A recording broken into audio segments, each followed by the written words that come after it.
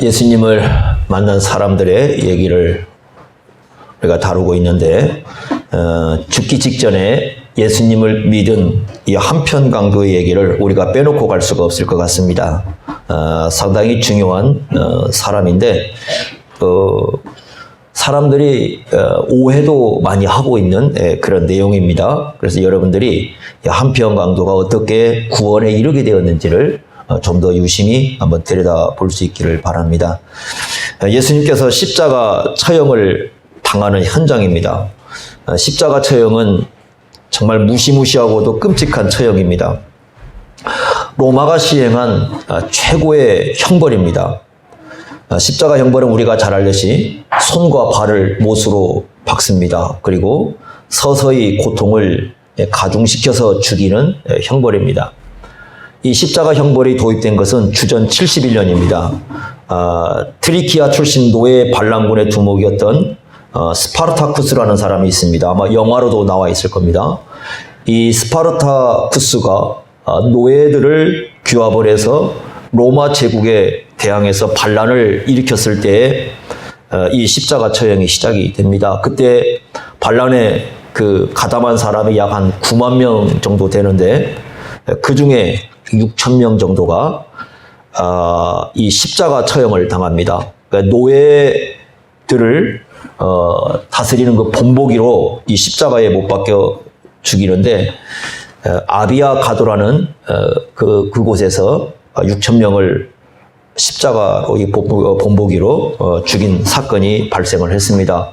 그 이후로 이제 로마 질서를 어지럽히는 사람들, 그래서 로마에 대적하는 사람들은 이 십자가에 처형을 내립니다. 로마 시민권을 가진 사람에게는 내리지 않습니다. 그러니까 지금 예수님뿐만 아니라 예수님 옆에 있는 두 강도도 유대인이라는 사실을 우리가 생각해 볼 수가 있습니다. 예수님의 제자들은 예수님을 버리고 다 도망을 쳤습니다. 베드로는 예수님을 모른다고 하면서 예수님을 아는 것을 부인했습니다. 그리고 예수님 주변에는 지금 예수님을 비방하고 예수님을 조롱하는 소리가 굉장히 높습니다.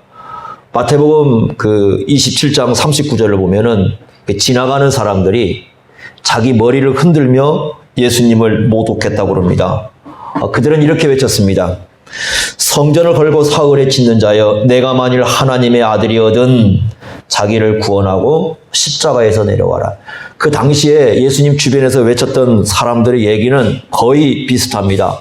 예수님 보고 십자가에서 내려오라는 겁니다. 예수님이 십자가에서 내려올 능력이 없는 게 아니라 십자가에서 내려오면 구원이 없습니다. 우리에게는. 그죠? 십자가에서 예수님께서는 아버지의 뜻임을 알고 죽습니다. 여러분 오늘 35절을 보십시오. 35절을 보면 이렇게 얘기합니다.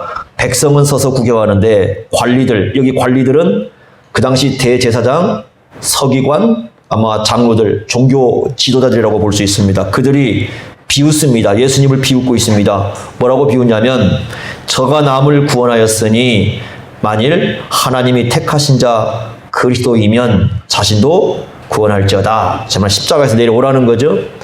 36절 보면 로마의 군인들도 예수님을 희롱하고 있습니다. 희롱했다고 나옵니다. 뭐라고 희롱을 하냐면 37절 보면 이렇게 희롱합니다. 내가 만일 유대인의 왕이면 내가 너를 구원하라. 이렇게 얘기합니다. 다 예수님을 조롱하는 사람들입니다. 특히 로마 군인들은 지금 이 처형 중에도 뭔가 죄수들 것을 가지려고만 이렇게 급급하는 모습을 보입니다. 그래서 34절을 보면 예수님의 옷을 나눠가지고 제비 뽑고 있다 이렇게 얘기합니다. 물질에 관심을 두고 있는 그런 모습입니다. 그뿐이 아닙니다. 39절 보십시오. 이렇게 얘기합니다. 달린 행악자 중에 하나입니다. 예수님을 비방합니다. 뭐라고 비방을 하냐면 내가 그리스도가 아니냐, 너와 우리를 구원하라 이렇게 얘기를 합니다. 그러니까 지나가는 사람도 예수님을 조롱하고 있고요. 처형을 하고 있는 로마의 군인들도 예수님을 조롱하고 있고요. 예수님을 십자가에 못 박도록 몰고 갔던 대제사장과 그 다음에 서기관들, 장로들도 예수님을 조롱하고 있고요. 심지어는 예수님과 함께 못 박힌 한편 강도도 예수님을 조롱하고 있습니다. 그런 가운데에 마치 이 사람에게 소망을 주는 듯한 한 가지 사건이 발생을 하는데 마치 서광과 같죠. 이 죽기 직전에 행악자 한 사람이 회심을 하고 주님께 모든 것을 맡긴 사건이 발생을 합니다. 로마 교회에서는 3월 25일 날, 그리고 그 히랍 정교에서는 3월 23일 날 이 사람의 그 기념일을 정해놓고 지키고 있습니다. 어떤 사람들은 거룩한 강도라는 이름까지 붙이면서 이 사람을 추앙을 하고 있습니다. 대단한 사람이죠. 죽기 전에 회심을 했으니. 자, 어떤 일이 발생했는가를 더 한번 보겠습니다. 32절 한번부터 우리가 어떻게 진행이 되는가를 보겠습니다. 32절 보시면 또 다른 두 행악자가 사형을 받게 되어 예수와 함께 끌려가니라 이렇게 말씀을 했죠. 그리고 33절 보면 예수님을 십자가에 못 박고 행악자 한 사람은 좌편, 한 사람은 우편에 이렇게 둡니다. 이 두 행악자가 누군지는 모릅니다. 누군지는 모릅니다. 분명히 십자가 처형을 받았다면 로마에 대항하는 사람은 맞습니다. 아마 로마에 어떻게 대항을 했는지도 잘 모릅니다. 우리는 마태복음과 마가복음에서는 이 사람을 강도로 얘기를 했어요. 강도. 그러니까 되게 우리는 그 강도라고 생각을 합니다. 누가복음에서는 행악자라고 얘기하지만 마태복음과 마가복음은 강도라고 얘기했기 때문에 우리는 보통 이 사람을 강도라고 생각을 합니다. 강도 그러면 남의 걸 빼앗은 사람이잖아요. 약탈해가지고 빼앗은 사람을 강도라 이렇게 얘기를 합니다. 그러니까 이 사람의 죄상이 구체적으로 무엇인가는 우리가 좀 알 수가 없습니다. 처음에는 이 두 사람 모두 예수님의 좌편 우편에 있는 이 강도 행악자 모두 다 예수님을 욕을 합니다. 이 누가복음에는 나오지 않지만 마태복음 27장 44절을 보면 예수님과 함께 십자가에 못 박힌 양쪽 강도가 예수님을 욕을 했다고 나옵니다. 그러니까 어떤 욕을 했느냐? 거기 보면 이와 같이라는 말을 써가지고 아까 얘기했던 대제사장, 서기관, 장로들, 이 종교 지도자들이 예수님을 희롱을 하고 있었습니다. 왕이라면 내려와라. 내려오면 우리가 믿겠다. 십자가에서 내려와봐라. 그리고 네 스스로를 한번 구원해봐라. 그러면 하나님의 아들이라는 것을 네가 그렇게 십자가에서 내려오는 것으로 증명하면 우리가 믿어주겠다. 이렇게 조롱을 한 겁니다. 양쪽에 있는 강도들도 그렇게 그 사람들의 말에 동조를 해가지고 예수님을 조롱하고 비방을 합니다. 재밌는 표현이 나옵니다. 그 종교 지도자들이 예수님을 하나님의 아들이라면 이렇게 얘기를 하는데요. 그런데 이 한편 강도도 그 얘기를 다 들었을 거죠, 그죠? 그런데 이 한편 강도가 죽기 직전에 예수님을 누구로 믿게 되냐면 하나님의 아들로 믿습니다.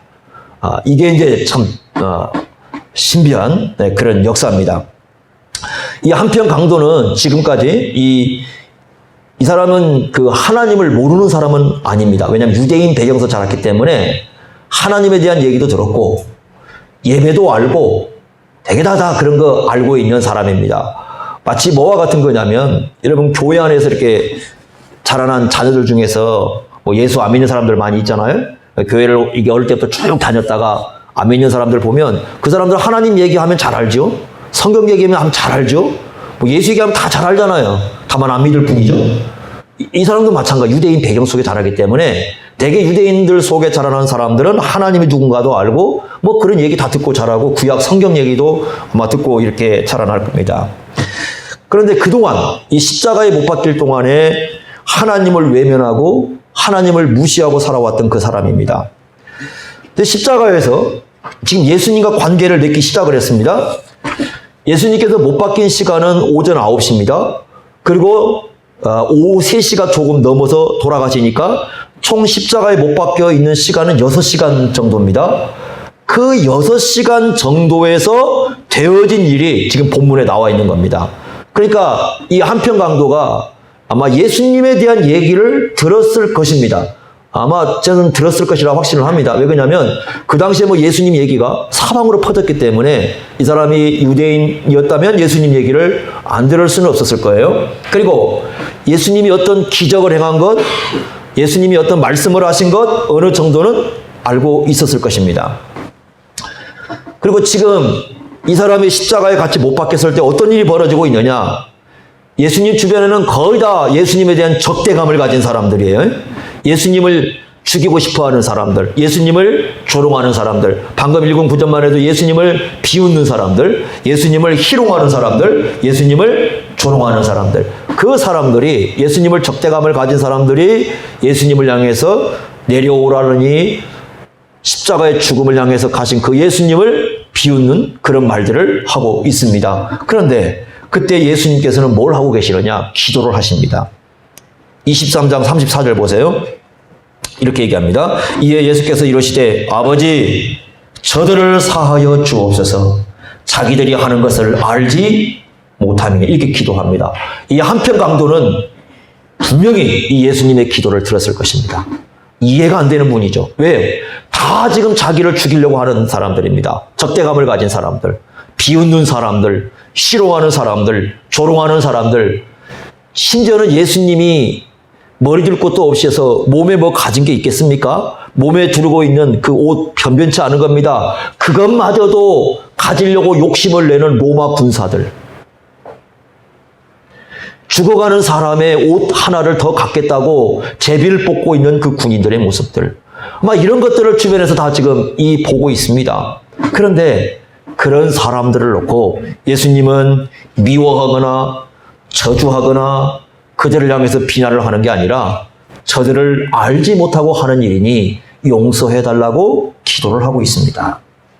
아마 이 사람의 변화는 여기서부터 시작되었을 가능성이 높습니다. 자, 그러면 한편 강도가 어떤 깨달음을, 어떤 인식을 가졌을까요? 짧은 시간이지만요. 그 짧은 시간 속에서 어떤 변화를 가져왔을까? 그리고 어떤 신앙을 회복하고 있는지를 우리가 좀 들여다볼 필요가 있습니다. 한번 보겠습니다. 행악자 가운데 하나가 예수님을 막 비방을 합니다. 39절 보십시오. 이렇게 비방했습니다. 달린 행악자 중 하나가 비방하여 이르되 내가 그리스도가 아니냐? 여러분 이거 오해하시면 안 됩니다. 이 사람이 예수님을 그리스도로 믿고 있는 게 아닙니다. 너와 우리를 구원하라. 이 사람이 실제로 예수님을 구원할 수 있다고 생각하는 것도 아닙니다. 뭐였습니까? 지금 뭐 하고 있는 겁니까? 비방을 하고 있는 겁니다. 그러니까 예수님이 그리스도라고 했던 거, 예수님이 구원자라고 했다는 거, 이 모든 걸 지금 비웃고 있는 겁니다. 실제로는 안 믿고 있는 거죠. 예수님을 안 믿는 소리입니다. 그때 40절에 보면 한편 강도가 그 사람을 꾸짖습니다. 뭐라고 꾸짖냐면 이렇게 꾸짖습니다. 내가 동일한 정죄를 받고도, 정죄라는 건 유죄 선고죠. 심판을 받고 있습니다. 정죄를 받고서도 하나님을 두려워하지 아니하느냐. 자, 지금 이 한편 강도가 그 옆에 있는 강도가 예수님을 조롱하지 않습니까? 그 예수님을 비방하는 그것을 뭐라고 얘기하고 있냐면 하나님을 두려워하지 않는 행동이라고 얘기를 합니다. 그러니까 지금 이 사람은 예수님을 누구와 연관을 시키고 있냐면 하나님과 연관을 시키고 있습니다. 예수님을 비방하는 것은 하나님을 두려워하지 않는 거다. 여러분 두려움이라는 건 하나님에 대한 두려움은 원래 어디다 쓰는 표현이냐면 심판에 대해 쓰는 표현입니다. 그러니까 지금 무슨 얘기를 하고 있냐면 너는 왜 예수님을 비방하는 그 사람을 향해서 하나님의 심판을 두려워하지 않고 있느냐 이렇게 얘기하고 있습니다. 그러니까 지금 이 사람은 뭐에 대한 인식을 하고 있습니까? 하나님의 심판에 대한 인식을 하고 있습니다. 아마 지금까지는요. 이 사람이 행악한 짓을 하고 뭐 강도짓을 하고 수없이 어떤 그런 삶을 살아왔을 때 하나님의 심판에 대한 두려움을 가졌겠습니까? 그 얘기를 안 들은 게 아니라 그 얘기를 들었지만 하나님의 심판에 대해서 별로 대수롭지 않게 생각하고 살아왔을 겁니다. 지금 그런 상황이라고 우리가 이해를 할 수 있습니다. 자, 그 다음에 또 두 번째로 우리가 봐야 될 건 41절입니다. 이렇게 얘기합니다. 우리는 우리가 행한 일에 상당한 보응을 받는 것이니 이에 뭐라고 얘기합니까? 당연하다. 우리가 지금 받고 있는 보응은 당연한 거다. 여러분 이게 상당한 이 보응이라는 말이 어디서 가져온 거냐면 이 어떤 저울 있지 않습니까? 옛날 저울에 이렇게 물건을 잴 때요. 어떤 물건을 올려놓으면 같은 무게의 추를 이렇게 올려놓죠. 그죠? 그러니까 이게 같은 이게 이 무게라는 뜻이죠. 그러니까 이런 얘기하는 겁니다. 지금 자기들이 받고 있는 이 보응은 자기들의 죄에 대한 마땅한 거다. 지금 이렇게 얘기를 하고 있는 거죠. 그러니까 지금 이 사람은 뭘 보고 있냐면 죽음의 문턱에서 자기 죄에 대한 인식을 지금 하고 있어요. 지금 이렇게 내가 이렇게 우리가 당하고 있는 것은 이건 보응이다. 그냥 내가 지금 지은 죄에 대한 합당한 보응이라 이런 인식을 하고 있습니다. 그런데요, 이 내용을 잘 보시면 단지 십자가 처형, 그러니까 자기가 지금 십자가에서 죽는 그 죄에 대해서 얘기하고 있는 것만은 아니에요. 이 사람의 얘기는 자신의 전체 삶에 대한 얘기입니다. 그러니까 자기가 지금까지 살아왔던 전체 삶의 무게를 얘기하는 거예요. 그러니까 자기가 진짜 지금까지 살아왔던 모든 삶을 들여다보니 자기가 누구라는 겁니까? 죄인이라는 겁니다. 그리고 하나님을 두려워하고 있습니다. 그러니까 이렇게 생각한 거죠. 십자가 처형을 지금 받고 있는데 이 십자가 처형을 받고 나면 끝나는 건가? 이 십자가 처형을 받고 나면, 십자가에서 죽고 나면 내 인생은 그걸로 끝인가? 이 사람은 아니라는 지금 의식을 하고 있습니다. 뭐가 생각하고 있습니까? 내가 죽는다고 끝나는 게 아니라 내가 죽고 나면 뭐가 기다리고 있다? 더 큰 두려운 일이 기다리고 있다. 그게 뭐라는 겁니까? 하나님의 심판이에요. 여기까지 인식을 하고 있습니다. 여러분, 히브리서 9장 27절 말씀 기억하시죠? 한 번 죽는 것은 사람에게 정해진 것이요, 그 후에는 뭐가 있다? 심판이 있다. 이거 진짜 이 사람이 믿고 있는 겁니다. 그동안은 흘려들었던 진리입니다. 그런데 죽음의 문턱에서 지금 이 사람은 자신이 죄인인 것도 인식하고 있고, 자기가 죽고 나면 그것이 끝이 아니라 죽음 뒤에 뭐가 있다는 생각을 하고 있습니까? 하나님의 두려운 심판이 기다리고 있다는 생각을 하고 있습니다. 대단한 거죠. 자, 그 다음에 또 세 번째요. 41절 보십시오. 이렇게 얘기합니다. 중간 부분에서 끊어서 보겠습니다.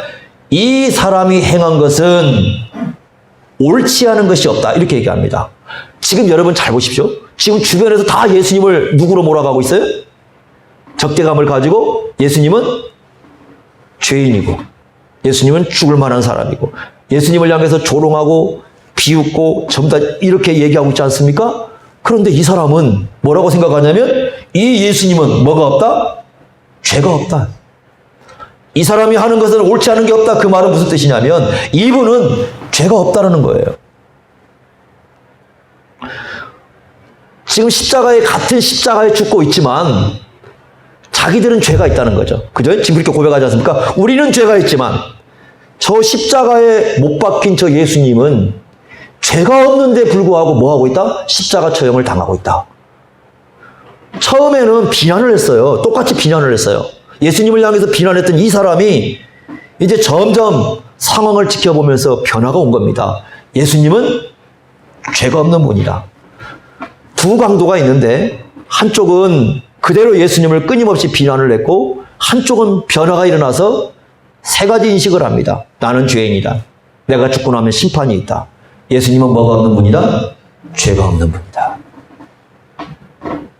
놀라운 변화입니다. 그 짧은 시간에 이런 변화가 일어나고 있는 것을 우리가 생각해 볼 수가 있습니다. 자, 예수님은 죄가 없습니다. 자신은 죄인입니다. 이제 자신은 죽으면 하나님의 심판을 받아야 됩니다. 이렇게 인식한 강도는 어떻게 하냐면 42절 보십시오. 이렇게 얘기합니다. 42절에 이르되 예수여, 당신의 나라에 임하실 때 나를 어떻게 해달라요? 기억해 주소서. 예수님의 나라입니다. 여러분, 이것도 중요한 신앙 고백이죠. 지금 이 사람은 예수님을 누구라고 인식하고 있냐면 나라를 얘기하고 있기 때문에 왕이라고 인식을 하고 있는 겁니다. 왕이라고 인식하고 있습니다. 자, 죄패가 붙어 있죠. 그렇죠? 죄패가 붙어 있는데 그 죄패에 뭐라고 쓰여 있습니까? 유대인의 왕이죠. 38절에 보시면 그의 위에 이는 유대인의 왕이라. 아마 이 유대인의 왕이라고 쓰여 있는 이 죄패가 이 사람에게 크게 다가왔을 거예요. 그러니까 이분은 죄의 패에 쓰인 어떤 그런 죄인으로서 어떤 그런 죄목으로서의 왕이 아니라 진짜 누구라는 생각을 지금 하고 있어요? 진짜 왕인 거예요.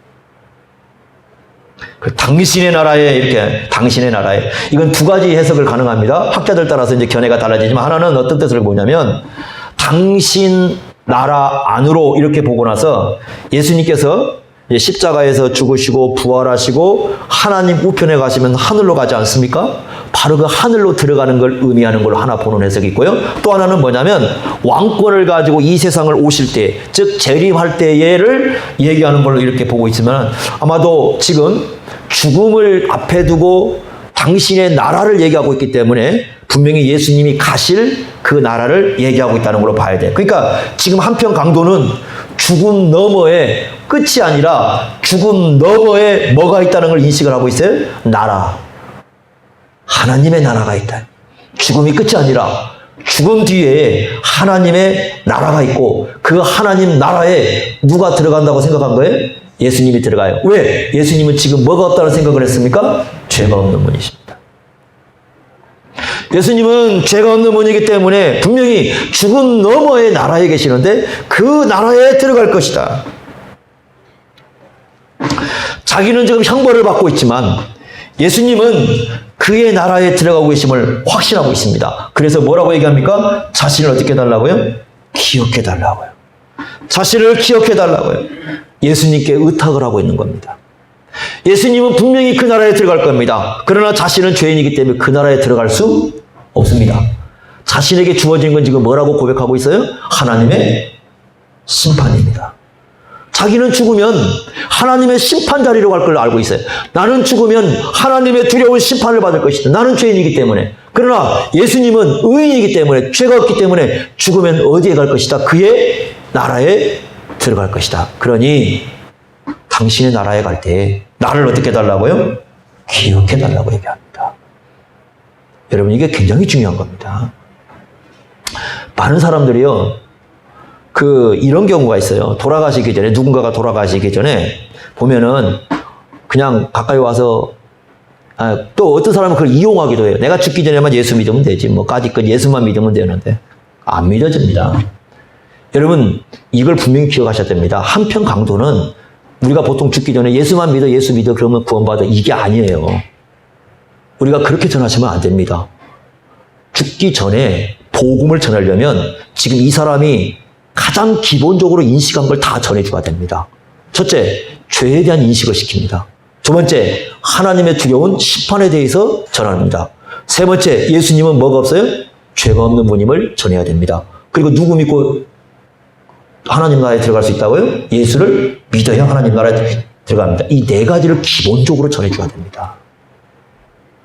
이거 안전하고 그냥 예수 믿으면 됩니다. 이게 아닙니다. 그러면 솔직히 말하면 이렇습니다. 돌아가시기를 영접했어요. 솔직히 말하면 구원 보장 받을 수 없습니다. 제가 보는 입장에서는. 그러니까 이분이 구원받았다고 얘기를 하려면은, 그분이 자기가 죄인임을 고백했어요. 그리고 하나님의 심판도 믿었어요. 그리고 예수님이 의인인 것도 믿었어요. 그리고 그 예수님을 믿어야 하나님 나라에 들어갈 수 있는 걸 믿고 예수님께 모든 걸 맡겼어요. 이런 답이 나와야 구원의 확신을 가질 수가 있는 거예요. 그런데 많은 사람들이 이것을 오용을 합니다. 그냥 죽기 전에 그냥 잠시 예수 내가 믿는다고 고백하면 천국에 들어갈 거야. 이렇게 생각하는데 그건 곡해입니다. 여러분, 이 한편 강도는요, 그렇지 않습니다. 유대인 배경 속에 자라온 사람이기 때문에 하나님에 대한 얘기를 많이 알고 있는 사람입니다. 그리고 분명히 이 사람 죽기 전에 하나하나가 다 신앙 고백적으로 드러납니다. 하나님의 심판에 대해서, 자신의 죄에 대해서, 예수님의 무죄성에 대해서, 예수를 믿어야 하나님 나라에 들어갈 수 있다는 것에 대해서 다 고백하면서 어떻게 합니까? 자기의 인생을 예수님께 맡깁니다. 그래야 진정한 구원이 있는 겁니다. 예수님께서 하신 말씀이 뭡니까? 43절 한번 보십시오. 그때 예수님이 하신 말씀 이렇게 얘기합니다. 한번 같이 읽어보겠습니다. 43절 함께 읽겠습니다. 예수께서 이르시되 내가 진실로 내게 이르니 오늘 내가 나와 함께 낙원에 있으리라 하시니라. 왕의 말씀입니다. 예수님도 죽으실 거고 행악자도 죽습니다. 그런데 예수님은 자신이 죽음과 동시에 어디에 간다고 말씀합니까? 낙원에 가신다고 얘기합니다. 또 이것도 반대하는 사람들이 있어요. 현대 많은 사람들 중에는 예수님 낙원에 안 갔다고 반대하는 사람도 있습니다. 요한복음 20장 17절에 보면 예수님께서 내가 아직 아버지께로 올라가지 아니했다 이렇게 생각하면서 예수님 그날 낙원에 안 갔어요. 그러니까 한편 강도도 죽은 그날 낙원에 가지 않았어요. 이렇게 주장하는 사람들이 있어요. 근데 여러분, 우리가 잘 기억할 게 뭐냐면 46절 보세요. 46절에 이렇게 말씀합니다. 예수님께서 큰 소리로 불러 이르시되 아버지 내 영혼을 아버지 손에 부탁하나이다 하고 이 말씀을 하시니 어떻게 됐다고 말씀하세요? 숨졌죠. 그죠? 근데 이걸 요한복음 19장 30절에 뭐라고 표현했냐면 영혼이 떠나가셨다고 얘기합니다. 그러면 예수님이 숨졌으니까 몸은 그대로 십자가에 있는 거잖아요. 영혼은요? 떠나갔으니까 영혼이 있어요, 없어요, 여기? 없지요? 여러분, 아리마대 요셉이 예수님 시신을 장사하잖아요. 장사할 때 영혼이 있는 게 아닙니다. 영혼은 이미 어떻게 하셨다고요? 떠나가셨어요. 그러면 그 영혼이 어딜 갔겠습니까? 구천에 떠도는 겁니까? 그럼 말도 안 되는 소리죠? 그렇게 생각하면 안 되는 거죠. 성경은 분명히 사람은 죽음 즉시 몸과 영혼이 어떻게 된다고요? 분리된다고요. 그리고 그 영혼은 어떻게 한다고요? 죽은 즉시 성경에 얘기하면 하늘로 가거나 지옥으로 가거나 둘 중에 하나입니다. 머물지 않습니다. 뭐 한 3일간 머물다 가는 거 그런 거 없습니다. 잠깐 동안 아쉬워서 남고 가는 거 그런 거 없습니다. 바로 죽음과 즉시 어떻게 하신다고? 영혼이 떠나십니다. 그 예수님이 증거입니다. 그 요한복음 19장 30절 보면은 죽음 즉시 영혼이 어떻게 하셨다고요? 떠나가셨다고요. 영혼이 머무는 게 아니고 떠나가십니다. 어디로 갔겠어요? 당연히 낙원에 갔다고 봐야 되겠죠. 그러면 요한복음 20장 17절에 내가 아버지께로 올라가지 않았다는 건 무슨 뜻이냐면 부활한 상태를 얘기하는 거예요. 그러니까 부활한 몸으로는 아직 안 간 거죠. 부활한 상태는, 그죠? 부활한 상태로서는 가지 않았지만 영혼은 낙원에 갔다가 3일 후에 다시 몸과 연합을 했다고 볼 수 있습니다. 그렇다면 그날 죽는 즉시 어디로 갔다고요? 낙원에 갔다. 이렇게 얘기합니다. 여러분, 낙원이 뭘까? 이게 신약 성경엔 단 3번밖에 안 나오는 말이거든요. 그래서 옛날에는 낙원에 대해서 뭐 천국 가기 전에 중간에 들르는 곳 그렇게 얘기하는데 그렇지 않습니다. 여러분들이 이런 좀 관점을 잘 가지셔야 됩니다. 고린도후서 12장 2절과 4절 보면은 바울이 셋째 하늘 갔다고 말씀을 하죠. 근데 그 셋째 하늘 갔다고 말씀하는데 그 셋째 하늘이 뭐라고 그랬어요? 낙원이라고 표현했어요. 그러니까 낙원은 어디냐면 하늘입니다. 우리가 주기도할 때 뭐라고 합니까? 저기 나오잖아요. 저기서 갖고 가셨는데 저기 하늘에 계신 우리 아버지여. 그러니까 하나님은 하늘에 계시지 않습니까? 그러면 예수님이 가신 곳이 바로 그 하늘이에요. 그게 낙원입니다. 낙원이라는 곳은 하늘 따로 있고 낙원 따로 있는 게 아니라 하늘을 뭐라고 부르고 있어요? 낙원이라고 부른 겁니다. 그러니까 죽으면 낙원에 갔다는 말도 맞고 하늘에 갔다는 말도 맞습니다. 그러니까 예수 믿는 사람들은 그래서 하늘로 가는 겁니다. 하늘로. 하늘로 갔다는 얘기는, 낙원에 갔다는 얘기는 이 사람에게 뭐가 주어진 겁니까? 구원의 은혜가 주어진 겁니다. 예수님께서 구원을 약속하고 계심을 우리가 볼 수 있습니다. 그리고 몸과, 나중에 이제 여러분 우리가 하늘에 영혼이 있다가 우리의 몸과 영혼이 하나가 되어서 살아갈 곳은 어디예요? 새하늘과 새 땅이죠. 그렇게 얘기하죠. 그죠? 새하늘과 새 땅이 우리 부활한 몸으로 살아가야 할 곳이고 우리의 영혼이 가는 곳은 어디입니까? 하늘로 가는 것입니다. 그리고 이런 관계를 올바로 생각을 해야 됩니다. 자, 이 강도 세례 받았습니까? 안 받았습니까?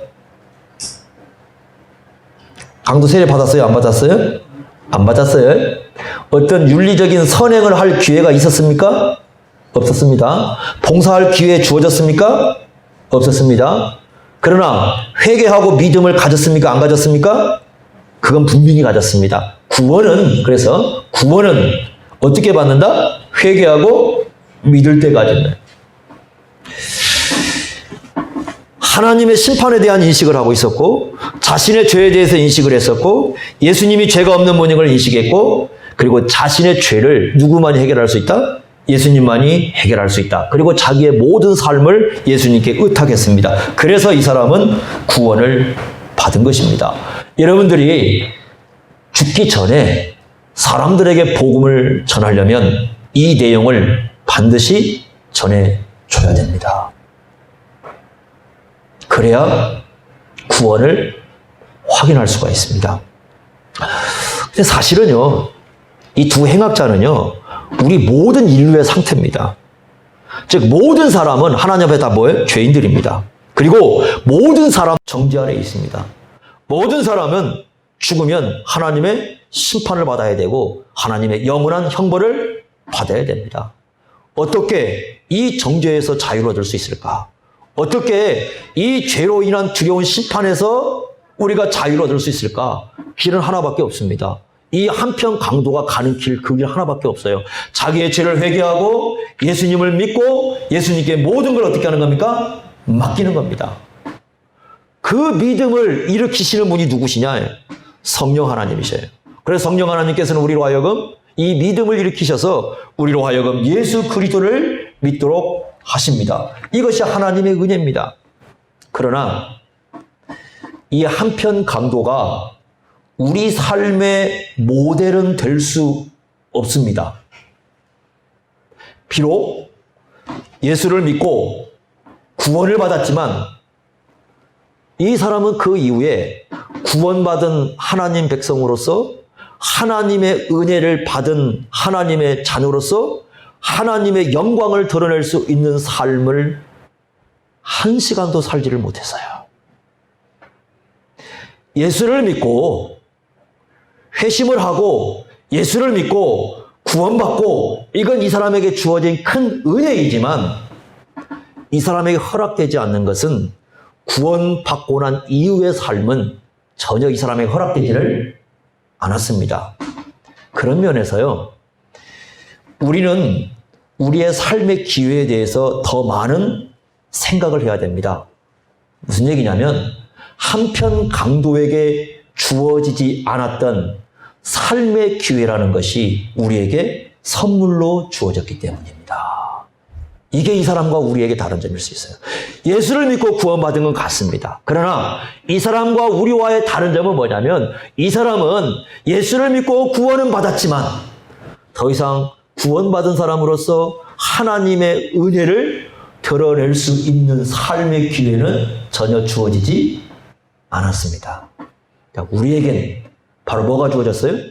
이 사람에게 허락되지 않았던 그 삶의 기회가 우리 속에 주어졌습니다.